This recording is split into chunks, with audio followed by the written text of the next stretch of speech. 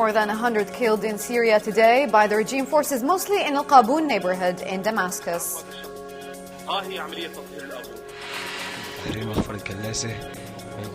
The Syrian Freedom Army continues its battle in Aleppo suburbs, and the regime forces are still bombing the rebellious towns and villages.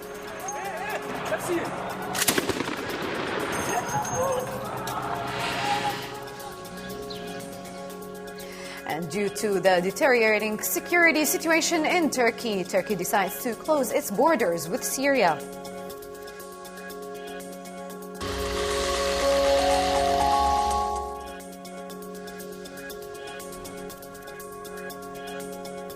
Welcome to Orient TV English News Bulletin. 117 civilians have been killed by the Syrian regime today until this moment, almost 35 of them in Damascus, after more than 20 unknown bodies were found in Al-Qabun neighborhood. These bodies belong to rebels who have been publicly executed by the Assad regime troops. Meanwhile, many neighborhoods in the capital have been invaded by the Syrian regime, who had conducted random arrest operations, and in the neighborhoods of Al-Tadamun, Al-Hajar Al-Aswad, Al-Qadam and Jura were heavily shelled and invaded.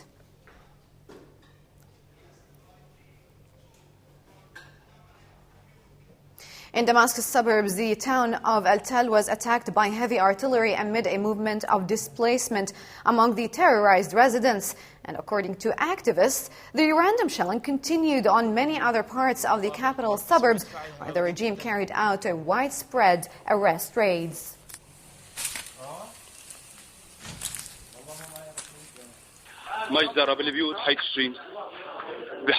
The massacres of obliteration that are committed by the regime forces and its Shabiha have reached a whole new level today in Al-Qabun neighborhood in the capital Damascus. The regime forces held captive more than 150 citizens who were hiding in shelters, as the regime threatened them with weapons and took them to the police station. And it was only a few days later that the regime threw 25 of them out, burned to the core on the roads of Al-Qabun and Tushin neighborhoods. With all this also comes the bombardment that is constant on many neighborhoods in Damascus, which reached Al-Hajar Al-Aswad, Al-Qadam and Al-Jura, where heavy clashes took place at the time where the regime forces invaded the neighborhood of Al-Asali, after bombing it with heavy artillery and robbed many houses later on. The bombing also reached Sayyida Zainab, Hajar al-Balad, Mu'azimiyat al-Sham, Qudsaya, Zabadani, Al-Hama, Harasta, Yabrud, Qatana and Al-Damir, who were heavily bombed by the military planes of the regime. At the same time, explosion sounds were heard in the area of Al-Baraka, and heavy machine gun fire was also heard in Zamalka, Masraba and Jadidat Artuz. The bombardment continues on the city of At-Tal from the regime's forces and its Shabiha that are positioned on the barriers around the city. The bombardment was also followed by the complete disconnection of electricity and a big displacement of citizens amid reports that the regime is gearing up to invade the town. In Al-Hasaka, at least 21 civilians died and dozens were wounded by the bombing of a Dhahiriya village as the regime forces stormed the town with armored vehicles and raided many houses, during which they arrested many civilians amid the state of panic that the residents of the neighboring villages are undergoing, and their appeals to be saved from the terror they are facing. In Aleppo, activists have said that more than 100 military personnel have defected from the Assad regime and joined the Freedom Army, while the warplane bombardments continued on several neighborhoods in the city. In the meantime, the Freedom Army continued its attempts to protect civilians in the city after the regime helicopters targeted the areas that are under Freedom Army control.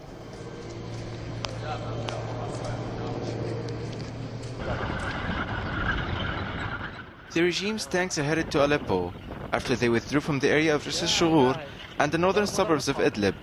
Military reinforcements of more than 2,000 soldiers also reached, who are filled with weapons and artillery, according to activists.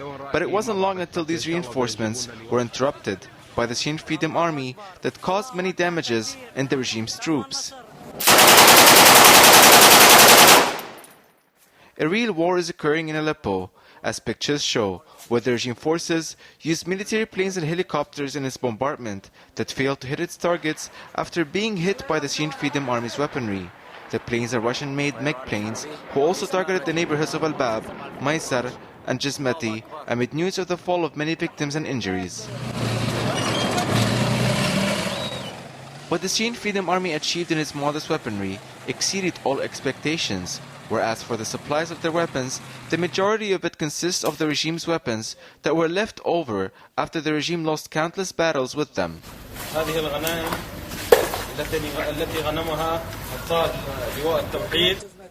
The Syrian Freedom Army is currently spreading in the areas of Salah ad-Din, Al-Sakhur, Bab al-Hadid, and around the military base in Hanano, where reports stated that the base was surrounded and many defections took place and many soldiers ran away. The clashes between the Syrian Freedom Army and the regime forces also reached the center of the city, where sounds of heavy machine gun fire was also heard near Sa'ad al-Jabari Square and the neighborhood of Jmailiyah.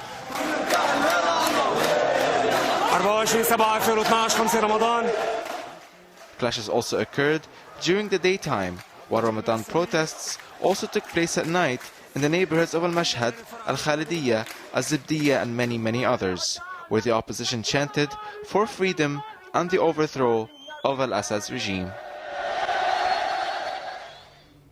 And to have more information about the situation in Aleppo, we speak to Sipan Hassan, a member of the Syrian Observatory for Human Rights in Holland.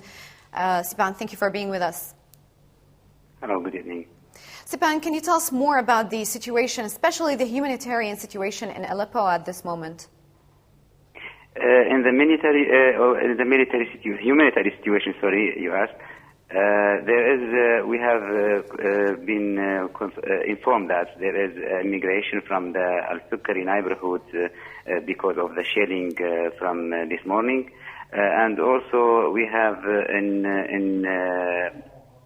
Al-Sha'ar, as we talked about the failed situation. Al-Sha'ar, there is shelling and also bombarded by aircraft and helicopters.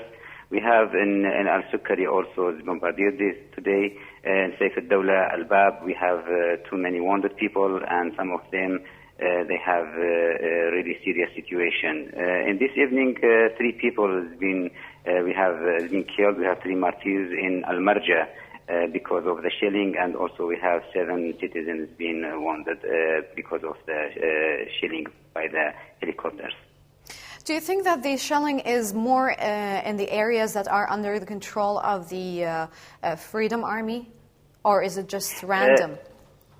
Yes, the most of the shelling is on that area whose the reports there have been controlled, and also because of the situation of Aleppo, it's a very important city for the regime and it's second capital for the Syria. So they will. It looks like the regime decide to keep Aleppo, whatever the price will be paid. They decide to keep Aleppo under control, and they are ready to do anything to keep this city under control of the regime. And what do you think is the situation now regarding the control of the Syrian Freedom Army? Are they in control of more areas than the Syrian government army? The most important thing that we have to understand that the Syrian people decide to get his own freedom. It doesn't matter how much it will take and what's the price that he will pay. Syrian people will get his own freedom, whatever he will do. And the martyrs, all these martyrs, thousands of Syrian people has been killed in this way. It will never be for nothing. So it doesn't matter how much we control or they control. The revolution will continue until the liberation of Syria. All right, Sipan Hassan, member of the Syrian Observatory for Human Rights in Holland, thank you very much for being with us and for your updates.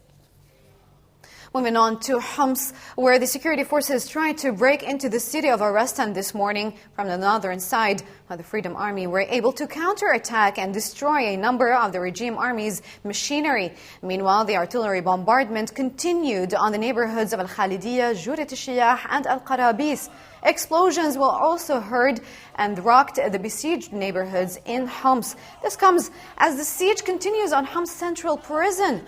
And with that continues the cut of water and electricity supply, while the head of the women prison, Brigadier General Khalid Kahi, has threatened to commit rape crimes against the prisoners. Recent reports have revealed that many were murdered in the prison.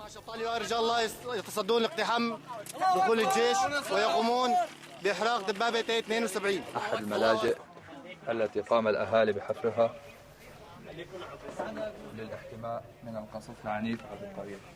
And because of the constant violent shelling on the village of Al-Boida al-Sharqiyya in Homs, the residents had to resort to digging underground shelters, which later evolved to become more than just a hiding place, with the addition of some items like televisions and fans. تكلمنا كثيرا عن الترتيبات المحلية ولكن في السياسة هذا الأسبوع كنا على نطرح المخرج الآمن للرئيس الأسد. طيب السجن المركزي. The Homs Central Prison remains surrounded by the Assad regime forces for the third day in a row now, where the Assad regime decided to make the detained civilians their objective, torturing and murdering hundreds of detainees and political prisoners. Reports say that 2 were murdered and at least 15 were wounded today as heavy shelling and rocket-propelled grenades were fired on the premises of the prison by the regime's Air Force Intelligence Branch, where parts of the prison building were seen on fire. During these harsh times for the families of Homs due to the regime's suffocating besiegement with no food, water or medicine, even baby milk is not found for hungry infants, yet the showering of the regime's shelling and warplane bombing continues to leave the province in ruins, massacring dozens of civilians daily. This is happening in all of Al-Khalidiyya, Al-Qarabis, Al-Qusur and Jurat al-Shayyah, as well as many towns and villages on the outskirts of Homs. Despite this violence continuously terrorizing the citizens of Homs, demonstrations insist on filling the streets, demanding any beneficial international response and the downfall of a regime that they say is persistent on eradicating its people. Coming up later in the bulletin, Turkey decides to close its borders with Syria.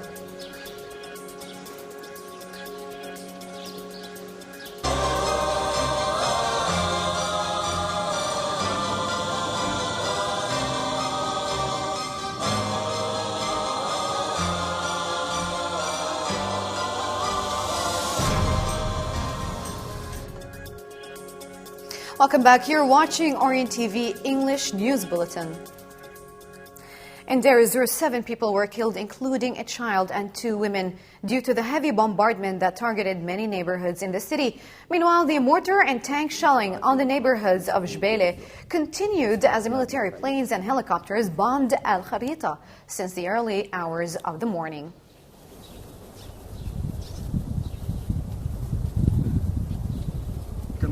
احنا هون مدنيين بيوت مدنية آمنة قام نقصف بكل الأشكال ما عندنا أي تواجد مسلح فقط مدنيين. In the same manner, one of the citizens in Deir ez-Zor told Orient News that humanitarian situation in Deir ez-Zor is catastrophic and that the regime is using heavy weaponry in its bombardment, killing many civilians, including women and children. He added that the regime is specifically targeting the citizens who are trying to exit the city from the regime's violations.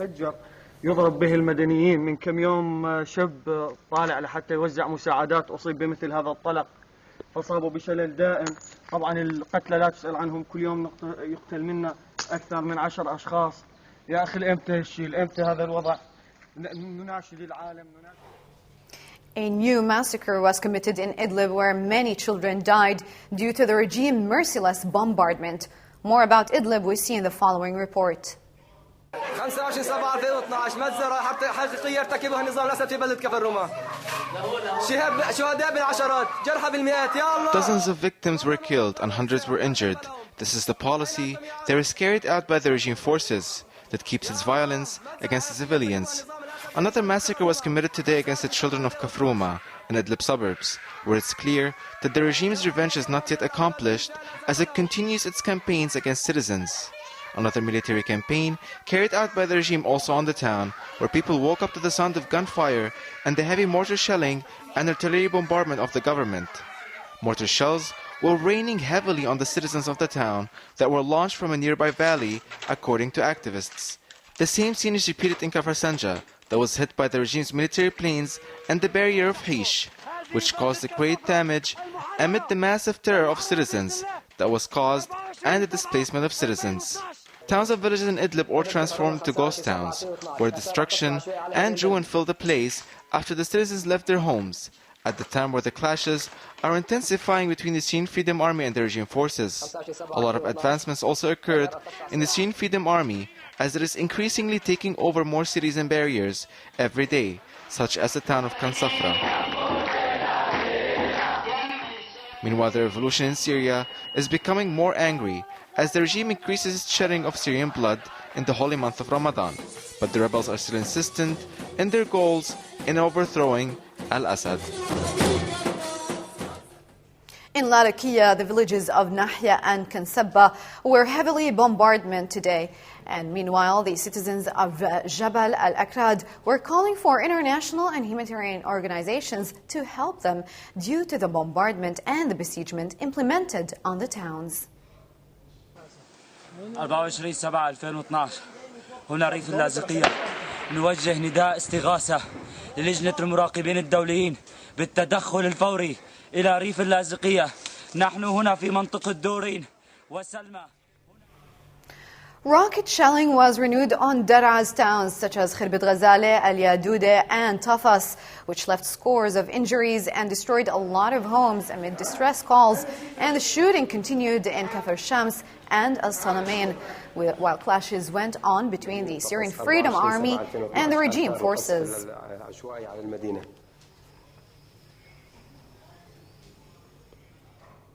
4 people from one family were killed in Qalat al-Madiq in Hama province.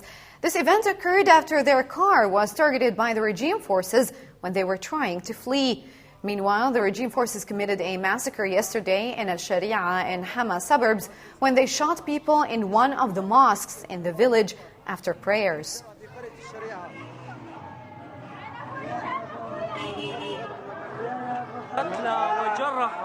The village of Ash-Sharia in Sahl al-Ghab on the outskirts of Hama was mercilessly attacked with a campaign of raids by the Assad regime forces, who refused to show any type of humane, respectful attitude towards any religious aspect of the civilians' lives, continuously bombarding their residential districts with brutality. The Assad regime forces showed this by waiting for the civilians of Hama to leave the mosque after praying and before breaking their fast, to surprise them with intense heavy weaponry gunfire, which murdered more than 30 victims and left dozens more severely wounded. Meanwhile, massacres continue to take place in the town of Karnaz, which was exposed to persistent shelling by the Assad regime forces, killing 2 children, a helpless brother and sister.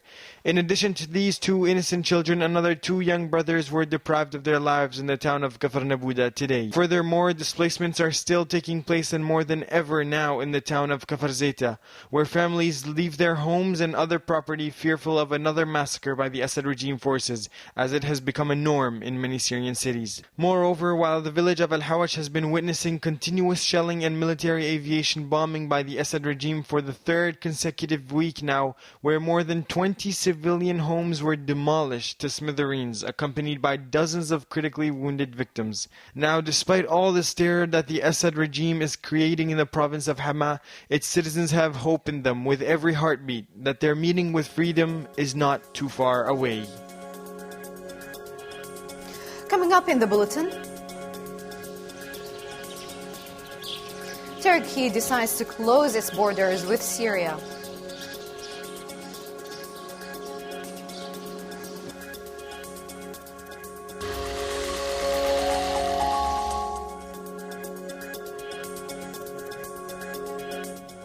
The Syrian ambassador to the United States, or rather to the United Arab Emirates, Abdul Latif al-Dabbagh, announced his split from the regime this morning as he condemned the massacres committed by the regime against civilians. Meanwhile, his wife, Lamia al-Hariri, Syria's ambassador to Cyprus, also split from the regime yesterday and fled to Qatar. As sources from the Syrian National Council confirmed, additional information, however, were not available regarding the details of the defection, which is the 3rd of its kind amongst the ambassadors after Syria's ambassador to Iraq also split.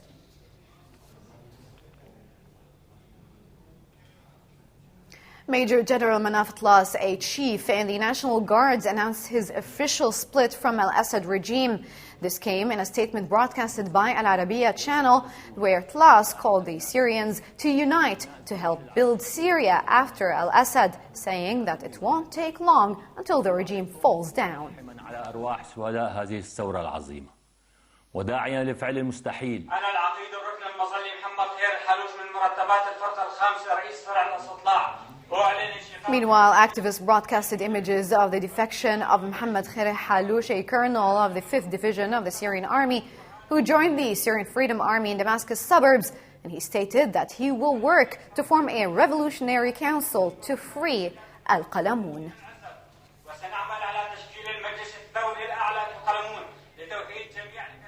Turkish Minister for Customs and Trade said that it has been decided to close all border gates with Syria as of today because of the deteriorating security situation. The move will close the only 3 border gates that were still open in Bab al-Salam, Jarablus and Bab al-Hawa. The trade minister said Turkish citizens would not be able to cross the border, nor would Syrians involved in trade. However, Syrian citizens will be allowed to cross for personal reasons.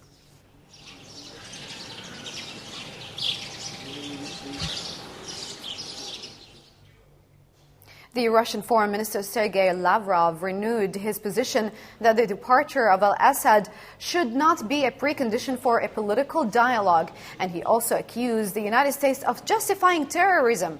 Lavrov considered the latest statements of Victoria Nuland as nothing but a justification to terrorism. Lavrov also implied that the United States taken advantage of the fact that more attacks can take place in Damascus to pressure the Security Council to apply the peace plan of Kofi Annan, describing the stance of the United States as shameful. Виктория Нуланд высказалась, когда она сказала, что Recent reports stated that the chief of security in the Syrian embassy in the Sultanate of Oman, Mohammed Tahsin, has defected. This comes at a time of growing defections of ambassadors and diplomats from the Assad regime to join the ranks of the revolutionaries and the Syrian opposition. As mentioned earlier, the Syrian ambassador to the UAE, Abdul Latif al-Dabagh, defected along with his wife Lamia al-Hariri, who are currently in Qatar. The Syrian ambassador to Cyprus also defected, who is related to the vice president of Bashar al-Assad. Meanwhile, the Syrian ambassador to Iraq, Nawaf al-Faris, also defected on the 11th of this month.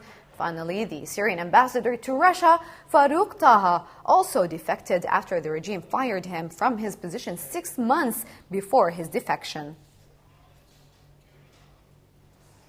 In Saudi Arabia, the outcome of the second day of the national campaign for the relief of the Syrian people reached more than 38 million riyals, making the total amount of funds raised till now 195 million riyals. The official news agency SPA said that King Abdullah launched the campaign by donating 20 million riyals on Monday. Crown Prince Salman bin Abdulaziz, who also donated, he is the Deputy Prime Minister and Defense Minister, followed him by donating 10 million riyals. The campaign will continue in various regions of Saudi Arabia and will continue until 3 a.m. Friday morning. And before we wrap up, here's another look at today's top stories.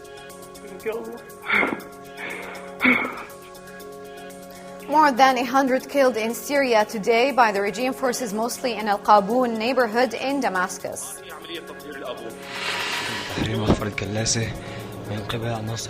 The Syrian Freedom Army continues its battles in Aleppo suburbs, and the regime forces are still bombing rebellious towns and villages.